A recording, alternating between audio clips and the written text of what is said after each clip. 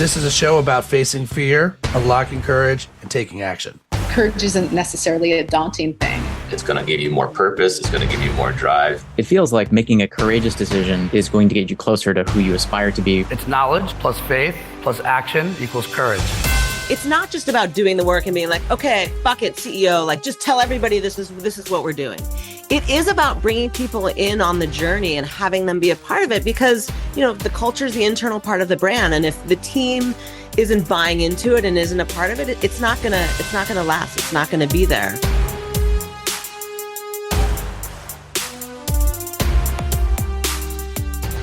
This is a PSA like that. I think that's what this is, actually. The more I think about it, like when I look at your work and people, if you don't follow in good code, like you should follow what my guests are doing today. And I kind of feel like you're it. Like you kind of figured it out. And I am not the purveyor or decider of you're it or you kind of figured it out, right? Like, but from my perspective, my guests today, it's like you care and you don't care all at the same time. You care about the right things, right? And like you put it perfect.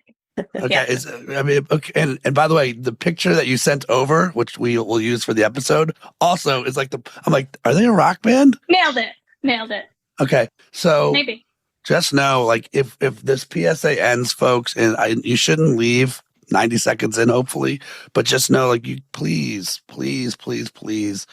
go study my guests, go see the work that they're doing. I feel like the whole point of this exercise is if you're going to be in the brand business to understand how brands operate and then not waver from the very same principles you learn on brand. And like, that's what I see when I study Chris Danton and Kirsten Ludwig and their company. They're not just doing this for the brands they help. They're actually living their lives, at least from the outside, it seems, that you're living your life doing the same thing for yourselves, right? Like, so maybe we'll start there, right? Why do people get this so wrong? Like, they're like, is it just fear that we're afraid to go, we go way too wide as humans? But, you know, first of all, welcome to the Courageous Podcast. Thank you so much for giving me an hour. How we doing? Great. Thank you. We're really stoked to be here. Why don't we start with Kirsten? So where are you based? And then also maybe give me like the 1 minute spiel on if I'm completely off my rocker on people don't live their brand. Thinking about all of the things, being Courageous Podcast and digging in and like it being such a powerful word for me personally, but also professionally. It's so much about that. And I think the older I've gotten, the more experiences I've had. And honestly, the more shit that I've had, the more courageous I've gotten. And I love that. Yeah. Well, but do you think you need to have a certain amount of experience in order to finally realize, wait a minute, like gravity's not going to beat me anymore? Like I just have to like step up and own this? I don't think everybody does. I think you have to, I think for me, like I had to have shit to go through, challenges. I don't think it had necessarily to do with age, but challenges for sure to kind of go through an experience. So I live in LA. I moved back to LA about 10 years ago from New York, which is around the time that we started In Good Co. And and lived in New York for, 15 years, something like that, LA prior to that, but actually grew up down by you in La Jolla. Oh, okay. So you know me. You know where we are. Totally. To be fair, I'm not in that bubble. I'm in a different bubble in a Right. bubble. But that's the bubble now is where you are. Yeah, totally. I'm now officially. The bubble moved a little north, and now my very soft children will grow up here in Encinitas, and that's just the way it's going to be. They'll be great. All right. So, Chris, I'm curious. Did you and Kirsten then meet in New York, and you're like, okay, you go west, I'm going east. Break. We met in New York. We were like immediate best friends and we worked together. But it was, when you meet someone and you just know there's synergy and you see one another. It was like this as you see it. It's a little bit more evolved and there's a lot more stories, but it's essentially the same. And then I moved out to LA to open an office for an agency out there that Kirsten and I were working with. We lived in LA. I lived on the east side. She lived on the west side. It was as if we could have lived in two separate countries. Now we live in two separate countries. I live in Italy. She lives in LA. And we see each other more because the LA to east side like East Side to West Side bang is not. No one wants that. No one is. No one's traveling for an hour to see one another. You're either going there for the whole day or you're not seeing one another. Yeah. I mean, I like that you said you're in different countries. LA is its own country. Let's just call it what it is. I mean, it is what it is, right?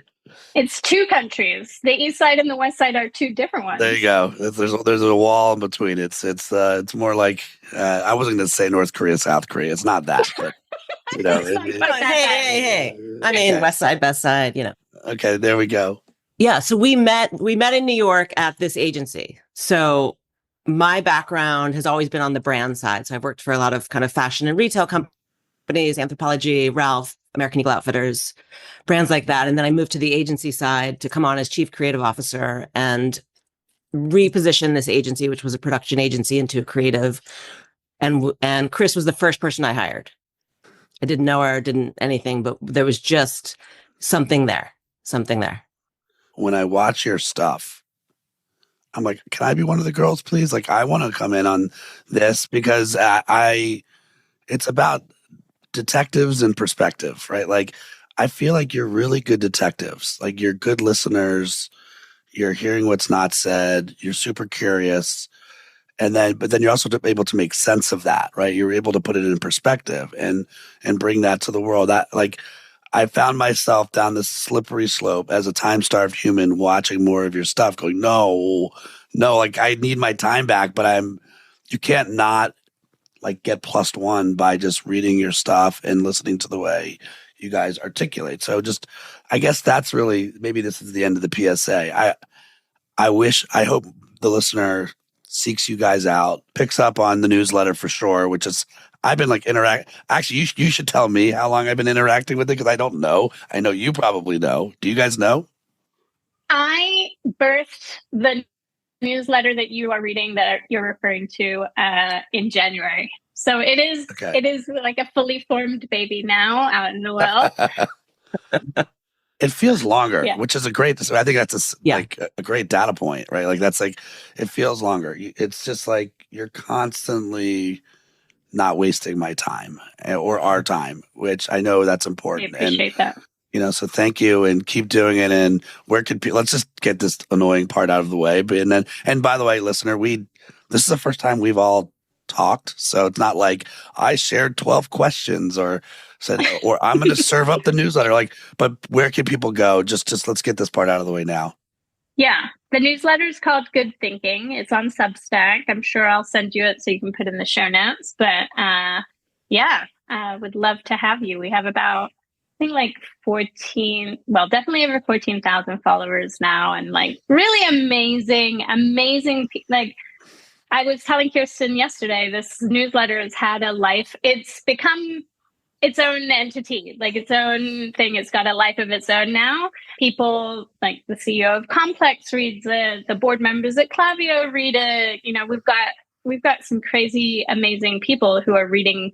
You know, LVMH people read it. Walmart, Target, like all these crazy brands, and it's really pretty humbling, honestly, to have all of these people who are reading this letter, they're reaching out and they're saying, hey, like I go to you for my download every week. And it's like, wow, like that's not what my therapist told me to do something with my consumption habit, which is consumption media. And that's how I started this, as like a thing to just do to feel good about what I was doing. And it has really turned into something really amazing. Just crazy. And it is amazing. And I think to me, it's not even reading. I think that's like too surface level, like for us on this side, right? It's like, you're right. It's like I go to get inspired or get like, because I don't have time, you've become a trusted resource for me. And I'm like, oh, that's cool. Oh shit, I missed that. You know, it's like, thank you for understanding your role in my life where I can like just quickly get what I need to get and like the little dopamine drip and I'm back into my work, right? So I really do appreciate that.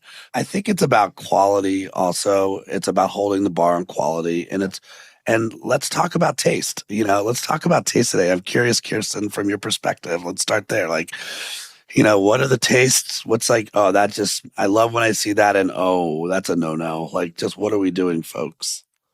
Yeah, I mean, I think, you know it when you see it. And I think it's a hard thing to describe, to teach, to, I think you can, I think, teach elements of it, right? Elements of design, elements of color. But I think taste for me, like, and I think in general, it's just something that you know when you see it and you get and you understand. But I think there's now, and I think I've been the beneficiary of Chris's information and newsletter for years, right? Like I've gotten all this information. She's been doing this, right, the whole time. And now it's just like, oh, let's put this out to the world.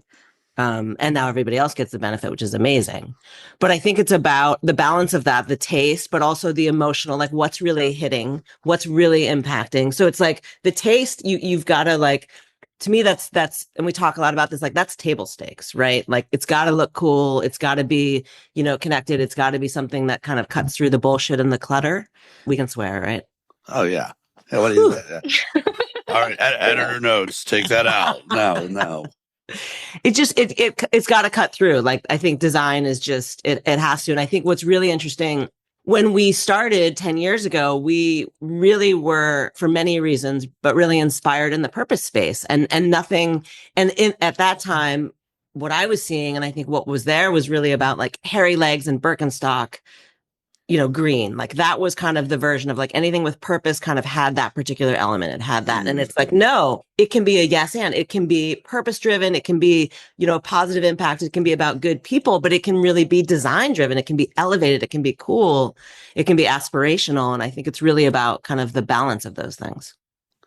I've gotten this part so wrong. Not the taste part, but like, so I have like a little sock side hustle company. It's called Sock Problems. And like, I'm almost embarrassed to show it to you from a taste standpoint, because you're like, oh, Ryan, like this needs some work. But the premise of it is, if you're going to sock a problem in the world, what problem would you sock? Would you sock racism? Would you sock extinction? Would you sock cancer? And like every sock has a charity partner on the track, and we give 25% of the proceeds back to those charity partners. Really, I should just give you the project and let you go to town on the design. One of the people that I met with along the way, after, of course, I spent like money on design, was Eric Ryan, who's, serial entrepreneur, founder of Ollie, Method, Welly. And he had said to me, altruism, narcissism. I was like, what? And he's like, altruism, narcissism. He's like, we want to do good, but only if it looks good. And he wasn't being... He was thoughtful. It wasn't like a off the cuff, and he's right. It's like you still need to. The taste can still be there. You can still have that. I want that desirability in the right type of way, which is what I think you're talking about. I forget which one of you has the title of Chief Clarity Officer, but you're pointing that's to me, Kirsten. But yeah. I mean, I think that's really what it's all about. Like, I think it's like, obviously, if you're going to have it in your title, right? It's a very cloudy time for brands and for leaders, right? I don't know because we've never talked. You don't know much about my backstory, so I'll save like how this happened. But I'm curious to hear from your perspective. How did you, go on the journey of your career and go, oh shit, that's it? Wait, the podcast is only an hour and you're going to ask her that question? We'll be here. Yeah. Buckle in, everybody. We're going to break the record for the longest podcast. I mean, I talk fast, but I don't know about that fast. Fascinating question. And I think, hindsight's 2020, right? So I think I can see that more now than kind of in my career. But I think really my career has been about going in to different kind of fashion and retail companies and figuring it out. So I'm not a trained designer. I'm not, kind of any of these things. But I was coming in as like, no, but I'm a creative director. Cause and when you're like, a brand, like, just past an intern, like that's kind of a bold thing to say and people don't really understand it. But for me, it's always been about seeing the big picture and being able to edit out, choose this, direct with that, kind of pull that together. And that's what makes a brand. It's all of those thoughtful parts and pieces. It's the strategy and the thinking behind it, but it's all of those parts and pieces that make a brand. I think you did that pretty quick, actually.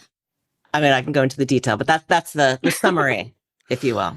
Well, I feel like, so the number one value at Courageous is sacrifice. And I think I think, by the way, for those who are obviously in their car, there's head nods, which is a good sign for my as I'm looking for cues, right? I just think the amount of times we'll walk into a company and they'll have like, oh, we have 15 priorities for next year, and you're like, have you prioritized the priorities? Like, well, right. And so the sacrifice component is really when you're hiring us, it's like it's a what's the gold medal priority, what's the silver medal, what's the bronze, which to me is an exercise in clarity. It's like, have you declared the most important thing, right? And when I hear you both talk about what you talk about, I mean, you're kind of like an episode of Seinfeld, right? In a good way. Like it's like Totally. you're talking about nothing and everything all at the same time, right? You just get lost in the combo. But it is looking for those little moments to crack open, those little clarity moments. And that's what I keep coming back to. And I think it's just like, bowing down to the skills, because it's not easy to do. And it's a muscle you both worked on for a long time. So bravo to you. Yeah. We talk a lot about centering brands. Like we talk about how there's so much going on. And this is not going away, right? Like all of these little things, this is what makes a brand magic. It's what people are doing. There's fandoms over here. You've got this kind of customer over here. And there's not like this one like entity anymore for a brand, right? But if you don't know the thing that everything is like the planet almost, that everything is circling around, that's when you see brands go off. I don't know if anyone's seen the car brand that just went off the rails this week, but you can see that things didn't circle around the right center, Well, hold on. You can't do that, then not mention the car brand that had an accident. Like, so let's do it. Chris, let's hear it. Yeah. I mean, honestly, so let's just talk about Courageous for a second. I will say that doing a rebrand and putting something out there that's completely different and is always going to get somebody's knickers in a twist. And it takes a lot of guts and a lot of balls and courage. And I applaud that. So caveat to what I'm going to say. But this is a disaster, what has happened, right? And you took everything that sort of you look at it and you wonder, who were you thinking of? Like, what pieces of the brand did you latch onto? There's no legacy in the new brand. So we're talking about Jaguar. Sorry. We're talking about Jaguar. And like, you look at there we go. We got there. My brain goes. Yeah. But you're looking at the logo, you're looking at the energy of the ad, all of it. And you're just wondering where was the thread? And people need to see the thread. You've got to weave the story. We got to see how you got there. You could do something really amazing like that and totally pivot the whole fucking shebang. But you've got to tell us how we got here if you're going to do something like that. And so the rollout was a mess, in my opinion, if you're going to do something this big. And I mean, do it better maybe, but the rollout was a disaster. For those who have not listened to their spiel on a regular basis, this is kind of what it is, right? And so, and what I like about it is you're unapologetic. I think that's the right word on, like, there's principles you will not waver from on what you like, the way you think about how we interact with a brand or with each other, right? And if you break those principles, you're going to let us know about it. I'm curious, has any brand been like, hi, I'm blah, blah, blah, at blah, blah, blah. You just talked smack on, and obviously you kind of want that call because you want to help them, but you also have to want to be helped. So before we go into that, has anybody actually heard you, emailed, F you, or not, or like just reached out to be like, you don't have the story? I don't think any brands have. We've definitely had readers say, hey, I think you took the wrong take on this. Like somebody reached out to us. So in the newsletter last week or the week before, I wrote about how Sweet Green got in trouble for taking a kale camo print and putting out merch with this kale camo print. And it turns out that some designers had pitched it and they had rejected it. And then suddenly 6 months later, there's kale camo print, but not their name on it. Somebody wrote to us and we're like, hey, witch hunt much? And I was like, you know what? I will always go side with the creator at the end of the day. Like when a big brand is out here and there's enough evidence. So yeah, I mean, people call me on my shit. They should. I talk a lot. I say positive things too, though. I applaud people when they do amazing things. Like Bobby does amazing things. I talk about friends who are doing amazing things all the time. And I think that it's the balance, quite honestly. Like I'm in the same breath, I can be telling you like, hey, this is what I'm loving about Starbucks, but here's what I would change about it, And that's the purpose of the letter for me, is to bring these things that I'm seeing, and I'm pattern matching, and I'm doing all this stuff, and I'm trying to bring a perspective to the world. Like you're not paying me, but you're paying me to have a perspective, so I'm going to have one. Yeah, that balance is important. Like we anytime we work with a brand, like we'll never do anything that's negative. Like we just don't think that that's helpful or energy that you want to put out in the world, but anything that's, we want to be associated with, or anybody should want to. But I think there's such truth and nuggets and clarity in what Chris is pulling out. So I think we all want that perspective. She's not just reporting. It's not like, okay, now I understand this information. There's a perspective to that. And it's always wanting it to be better. It's always with like, how are we all like collectively making this better? It's not like being a dick. Right. I think that's a difference. Yeah. I think it comes from a place of tough love most of the time. Love. Like, I love that. And to me, I talk about tough love all the time. I'm like, tough, you're an asshole. And by the way, like, right. And like, but look, Kirsten, I guess we all were. I was in New York. Like I came up in the Mad Men era as well. And it was like, oh, here are my best friends, like terrified fear, right? Just to survive a room. And I think you used to be able to get away in our business. I'm slightly pivoting. I'm curious to get your take on this. I think you used to be able to get away on talent. And now, like, if you're an asshole and you're talented, you are done. Like, thank God these days are over. We're like the black turtleneck human is not in control. Like, it's like, can you figure out yourself before you come in here and yell at all of us? And I'm not saying maybe that's lazy at this point, but that's what I grew up in. Now I think it's both. Like, I think you're right. It's tough love is still love. Like, we need to like delicately share. Hey, have you thought about this perspective or that perspective? And how do you do that? So funny you use the word love. I kind of feel like you guys are a buddy love story. Like you are a love story. Like it is awesome that you're 6,000 miles apart, but like immense love and trust for each other. The amount of time that probably saves because the little self-talk voice is nowhere near. It's just like, Chris and I are jamming today. And it's amazing in this big ass world that we live in. Here's two people that found each other, trust each other, know each other, can be messy with each other. Is that how you see it as well? I don't think that's a better summary. All right, that was perfect. All right, perfect. We'll move on. No notes. So no notes. Yeah, but that's so fucking important.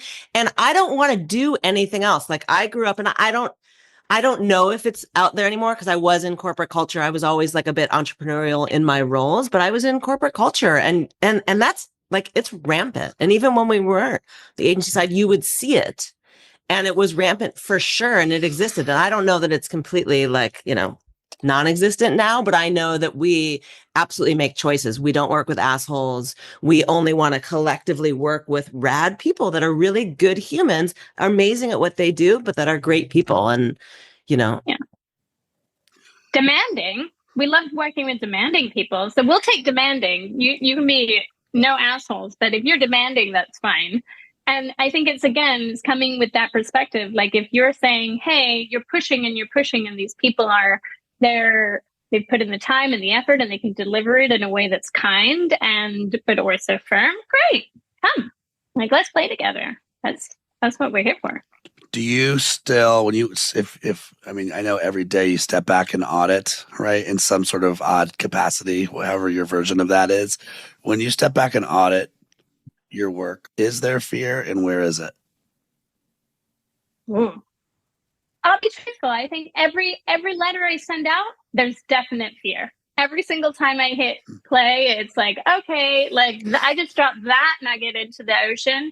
When I put out into the world something like Madewell is okay with you smoking, like I was shaking in my boots. Like it was like, oh, okay. Like, and people were angry. I wasn't promoting smoking, but I was just reporting on what was in the world. So yeah. For sure, in that capacity, fear every day. And I think if you're not feeling a sense of fear, you're probably not doing it right. Like, there always has to be this element of like, whoa, like this is ballsy and hard, and wow, did I just do that? And then people respond to that. Like, they like that. So I would say, as a brand, as a person, if you're not feeling fear, I don't know what you're doing. Kirsten, are you checks and balances for Chris's letter? No, we're not checks She and reads balances. it after the fact.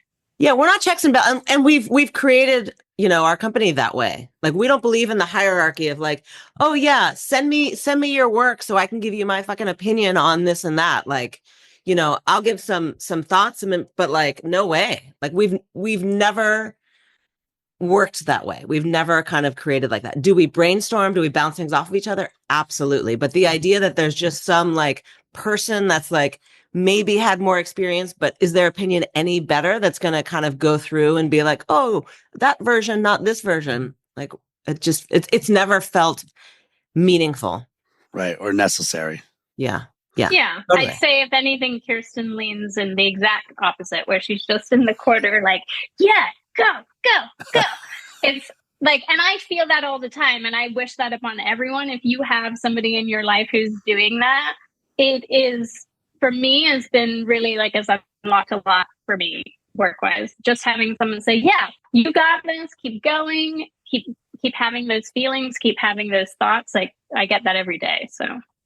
But where are you going to create better work from? Like, which scenario are you going to create better work from?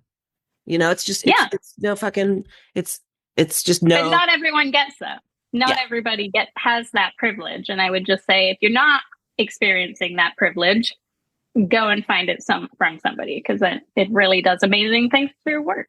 Well, easier said than done, though. I think a lot of creatives, right or wrong, do play the throw up their hands, sort of like, I want that brief. And it's like, well, you have to continue to build the muscle and create opportunities to put yourself in a position to get that brief.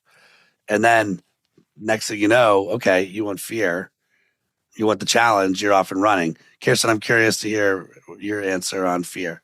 Yeah, I mean, we talk a lot about, what comes up for me is we talk a lot about bravery, right? And I think that, like, that's what for us makes good clients. That's what, like, we will absolutely push things, and we'll typically, like, we'll give a range, but we're never going to be like, you're not going to bring us on because you just want to like make it, 5%, 10% better. Like, there's just no point to it. Right. But we'll give a range of like, here's, really bold, like going to make you go, whoa, but still feels right for the brand, does all of the things, but is pushing it for sure. And then there's a version, a couple versions down the way. But I think that bravery is what, we experience and look at brands that are like, wow, they were really brave to do that. Bobby was really brave to do that. What, you really look at that, and that's that emotional connection where you see somebody pushing something and doing something that, yeah, there was fear there, but they're doing it anyway and embracing that. And I think the more and more we've embraced that, both work and personal, like, the better fucking life is and the better work you're doing. By the way, the worst possible name of a company ever. I just went and bought 5%better.com. It's available. Can you believe it? No, I'm kidding. Hire us, 5% better. I'm sure some CEOs like, yes, actually, I would love to be 5%. 100%. Right. 5% is valuable. Yeah. Yeah, please. Okay, but if you take a step back into your business and you're like, all right, let me just sort of hunt for the fear. Like, because we're human. We're still human, right? So like, it finds a way of showing up, and it tries to just remind us of things that are not great at times. When you are honest with yourself on, sometimes I'll hear fear or sense fear, like, as we're trying to grow this, where does it show up, if you don't mind? I mean, I think one place that it's, always shows up is when we're doing like a rebrand or repositioning for a company. It's always like, but we don't want to lose our current customer. We want to be bold and go and push, but we don't want to lose our current customer. And I think there's truth to that, but you also have to be willing to, you can take them on the journey, but you have to be willing to move forward and probably lose some of them because of the magnitude of what you're going to gain. And it's almost just that comfort level with going there and being able to push. And who knows, maybe they'll all continue to come with you. But I think that's a really very real fear that comes up and happens. And I think you have to acknowledge it. I think the worst thing you can do, because then you're creating shame and all this shit if you don't talk about it. I mean, basically what Jaguar did. I mean, always curious how those briefs came about, right? Like one of the things that we do, pretty much every engagement we have is a workshop, and it's rad to be a part of it and watch. And one of the things Chris will dig in is like, where is that disagreement point? Where is that? And there's typically fear in that, right? But you've got to pull all of that out and have all of those conversations. And I think we dig kind of a bit deeper than most in those ways, because you got to have those conversations, or and acknowledge the things, because then you can move forward, knowing that. Yeah. I always joke that my job is to get people to fight, but honestly, what I'm actually getting to do is getting people to talk without having a lot of fear, because there's a lot of people, and there's the loudest voice in the room in every single situation. And all of these people who've got quite a lot of knowledge about this company, just sitting over here quietly, like shitting themselves, like not wanting to say anything. And my job is to get them to all say where they think the company is going. And it's not to say that any one of them have the perfect answer, but when you start to hear those voices and you start to have the tension between this loudest voice and all these quiet voices that have never had a chance to say anything, you found some real gems. And I think that is where brands I get a lot of feedback sometimes about like, we're involving too many people, the CEO is getting uncomfortable, like, oh my God, like, will this person finally have a say? And it's like, no, this is going to help you. Like this, most often in the end, there's a lot of synergy, but the synergy is better because nobody's quietly biting their tongue. I guarantee you there's a lot of people at Jaguar who bit their tongue. Let's bring them on the show now. We've got a Zoom in the waiting room of Jaguar people. I mean, I think that's the thing. Like, because I really kind of grew up in that corporate culture, like I understand, and we're. It's not just about doing the work and being like, okay, fuck it, CEO, like just tell everybody this is what we're doing. It is about bringing people in on the journey and having them be a part of it, because, the culture is the internal part of the brand. And if the team isn't buying into it and isn't a part of it, it's not going to last. It's not going to be there. But the decision-making set and being brave in your actions and being able to push is different than, bringing people in and kind of having internal buy-in. So I think it can be a yes and you can do both. But yeah, I mean, I get it from, the marketing director or whatever it is level of being like, I'm trying to please everybody and, I think this is, you are once again reminding how much I love the opportunity to have the podcast, because I think our operating systems are very similar. And I'm also now old enough to know, like, what am I not taking on? What am I doing my very best to not take on? I will call it that way. So this is I don't even know if I could call it a creative company anymore. I mean, there's always creative business, but courageous, the amount of times we're working on the inside first with leaders. Like, yes, I know you want an express train. It's not. It's a local. Like, what's the courageous conversation we're afraid to have? Open the doors. Get on the train. All right, now let's talk about courageous decisions. What courageous decisions aren't being made? Open the door, get in, right? Like, get off the train, right? Like we're not ready for courageous ideas yet. We're still working on the stuff on the inside. And so when I see your stuff, I so greatly appreciate the muscles and the skills that you bring to the table. And I think that's the care and don't care at the same time. Also, I wonder, this is the first time I feel like I finally got my name right for my company. Like, I've had IDEA as a name before in the past, and we used to say, oh, our company's broken down. We have powerful ideas and then the powering ideas team. And like the powerful ideas got better. But like the amount of times we would qualify in the wrong type of company they weren't looking for a powerful idea. And I don't know how you feel about this from your studies. I used to say I'd rather take a bad idea any day than a mediocre idea, because a bad idea, right away, that is not it. Like Jaguar, right? Like, let's say, poor Jaguar. Like, I know. Yeah. Not to beat up Jaguar, because I really do think they were brave. So, we can pick on someone else. But Tropicana, great, perfect. A medium, right? Great. I've lost that sponsorship. Thanks, Chris. But like a mediocre idea is like the silent assassin. It's like it just festers quietly, like, and everyone's like whispering about it versus.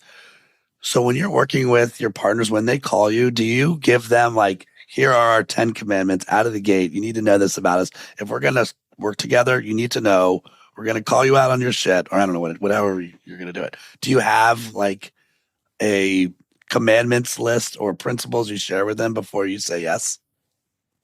It's in the proposal. So they know it before they sign the dotted line. Like, here's where we stand. Here's what we believe. But yeah, I mean, we always say, like, you know, we're not yes men, we're women led.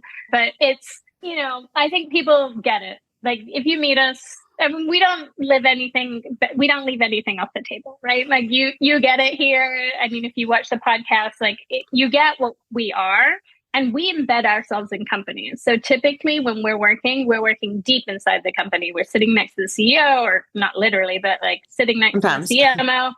Sometimes a lot, but you know, it's, you have to want that real voice. But there's also a lot of encouragement. There's a lot of ideas. There's a lot of support that comes with that. But there's also a lot of tough love that says, hey, you know, is that really, here's the 5 things that I see of that. Like, if we're good with that, we can keep going, you know? It's not most of the time, people know, I think all the time, people know their business really well. And our job is to come in with one foot outside saying, hey, are you seeing all this stuff? Like, one of the things that you'll see in the newsletter is like, I'm always connecting the dots between wellness and sport. And it's a whole lot of categories, right? And I'm doing that for people. And that's a lot for them. But it's, hey, like, are you seeing all of these things? Because these things are actually, you might not realize it because you're in the silo of your little business or big business. But my job is to show you that, hey, there's all this amazing stuff happening. All of these consumers are seeing it. And then the tough love of saying, hey, like, maybe we need to consider that.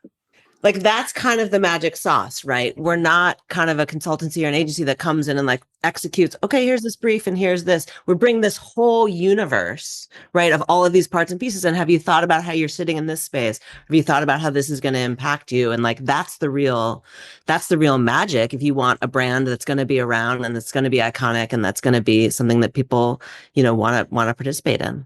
All right, let's say we got in our Thank you so much. It's been a rad. I only want to move forward, honestly. That. So it's set for 1,000 days from now. It's like, you know, boop, boop, boop. Here we go.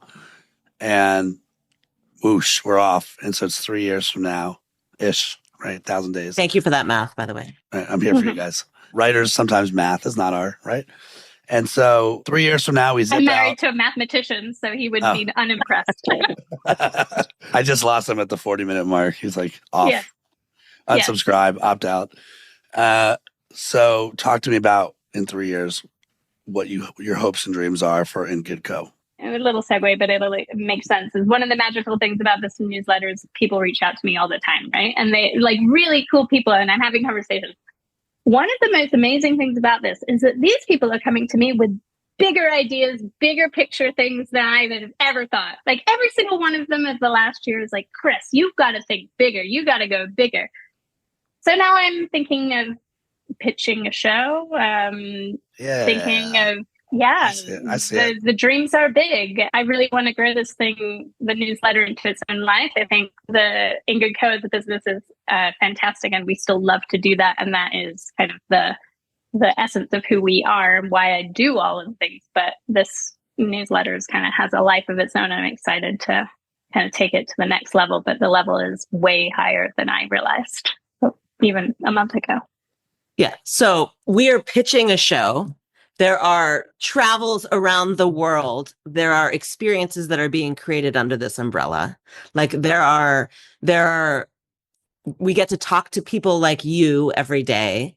There are experiences and extensions of this that are happening in ways that we see now and ways that we don't even see yet. You are the Anthony Bourdain's of culture. 3 times. This is Three times. Okay, so you're the third person to tell me this in the last week. Like, I 3 kid you not, times. those exact words. So song is out in the ether, 3 times the charm. So, stay tuned. Anthony Bourdain of Brands coming your way.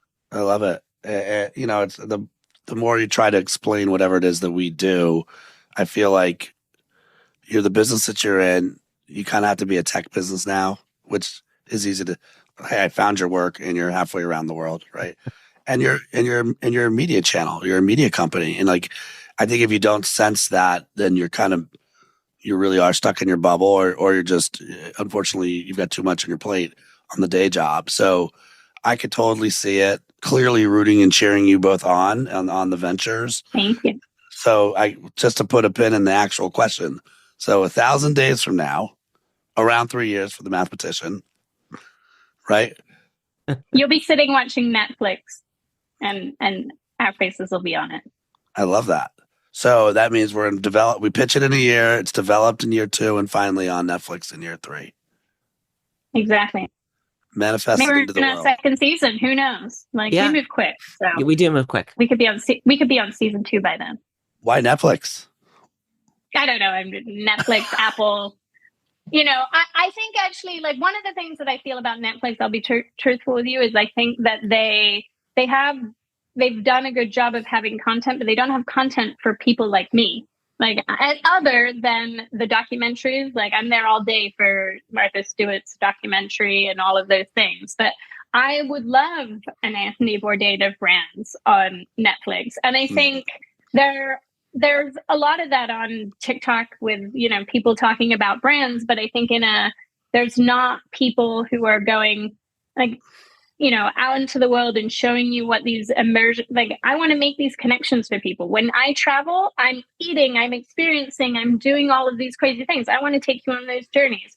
I want to take you behind brands and show you how the magic happens, because quite honestly, on earth does it happen? Because you can see that a lot of people can't get it done. So how are these magical brands getting this done? Like, I want to unpack that for you and take you on the journey and meet the CEO and the CMO and the intern who made that magic happen.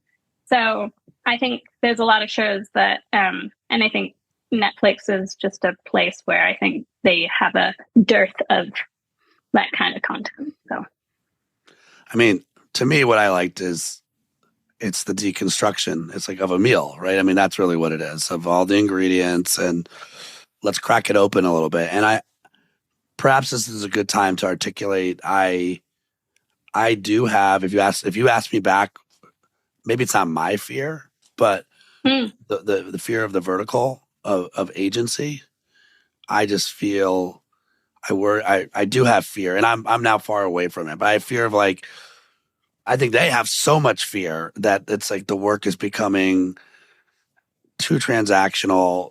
At the bottom of the hill is the agency. On the other side, at the top of the hill, is a fear-based human that needs a win with their bosses. It's like all for the wrong reasons, versus like, how do we sort of, no, you need outside perspective. I'm telling you all the things you already know, right? And it's like, you can't waver on yourself. You can't waver on your belief system. So what I love is you get to basically, by staying unapologetically you, guess what has now presented itself as an opportunity to remain unapologetically you. And maybe this is a great place to wrap, and with one more question for you both. The amount of times I've said, when my company's called Courageous, I mean, I can't not tell the truth. Like, that's the whole point of the business, is to put me in a position to be truthful, right? So if a CEO is still listening right now to the show, here we are, let's say they're on their elliptical or hiking or whatever they're doing, right? They're 45 minutes in. Thank you for that visual. I'm in. I was here for you, right? There we go. Sorry, everybody else that doesn't get to see me do the yeah, the arms moving. So is it the foot thing too? Yeah, somehow they're a CEO, but they're on the 1982 elliptical, right? Like, exactly. Okay, I get Old it. school is okay. Old school is okay. Right, the 1.0, the 1.0. Yeah. We'll call it. So, share like 3 truth nuggets. I'd love, like, maybe one from each of you. Let's just start with one truth nugget. If I'm a CEO of a brand right now, and I'm like, I'm not landing the way I should, and you can take this outside world or inside culture. Mm-hmm. Chris, I'm starting with you. Ooh. What's the one thing that truth nugget for that CEO is in the 23rd minute on the elliptical? Sweating, just starting. Oh man. Okay. I'm not great on the spot, I will say. Written word is better for me. But I think that one of the things that I believe that is resonating about the letter and that I think a lot of people like and not a lot of people do is seeing all of the world that exists, right? Like get out of whatever it is that you're doing. If you work in auto, take 6 weeks off. Like get out of there. Go like live in the world of woo-woo wellness, go live in the world of, retail, because retail is coming to auto is coming to tech. Like it's all touching one another, right? And the more time you spend in your silo, the less you will understand where you're going. Great advice. Yeah, it's not great on the fly. I mean, so that's, take that. Wait, her comment or Yeah, you're saying? her comment. I need to preface to say that she's British. So this is the humble and the not great and the blah, blah, blah. This is where my opinion comes from. Look. Yeah, I am British, so I have to start with a self-doubt and then, keep going. No, I think the advice of, what I heard was originality looks different depending on the vertical you're in, right? And like if you get stuck in your vertical, you're not paying attention to other verticals, you're going to miss something something that could be completely original. And I do think that's one of my favorite parts about being evergreen. It's like, last week I was with hospitality. Right. They're doing this, but over here in apparel, like you guys should talk. Like they've been doing this for a long time. That's completely new for you. Like let's build that cocktail and see what happens, right? Yes, exactly. More cocktails. More cocktails. Yeah. Well, it's almost happy hour where you are, Chris. No? Yeah. I'm here for the cocktails. She might have a glass of wine there. No. I'm on the water always. There's Taking another this glass. Seriously. There's another glass there. All right, Kirsten. There is a giant mug, but Yeah. Tea is a lifestyle. Right. All right, let's hear it, Kirsten. Truth bomb time. Truth bomb. I mean, I think what's one of the things that's fascinating for me right now is watching how brands and the space of brands and how we think about them and the ROI and all of the parts and pieces is changing, right?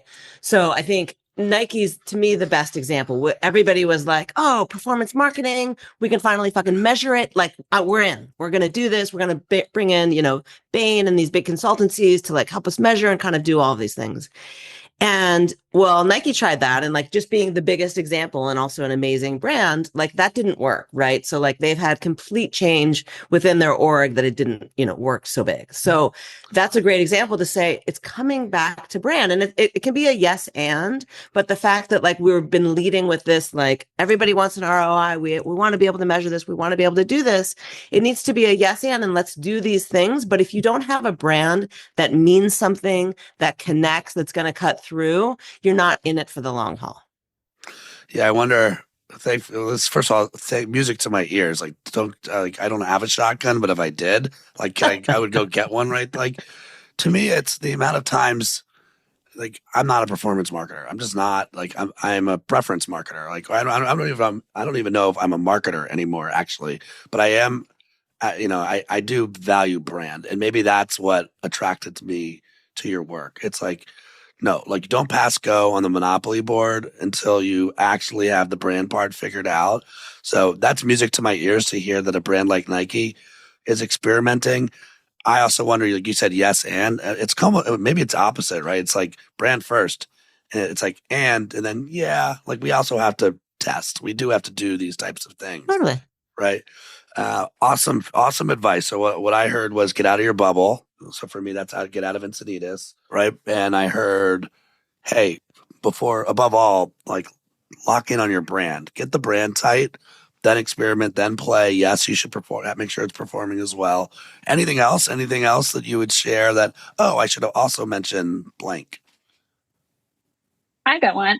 Don't be afraid to change too, because I think that's one thing that so many people are doing in terms of these rebrands. Like I would say Jaguar is the perfect example, not to pick on them once more, but like You can reposition your brand and take people on this journey without this giant big reveal in the end where you're like, ta-da! Like we Right. are a completely new brand and you've never seen the likes of us before.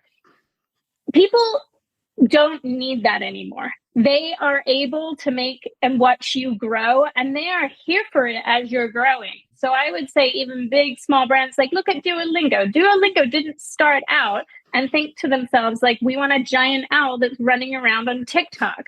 Like that didn't occur to that guy when he started the company, and nor should it have.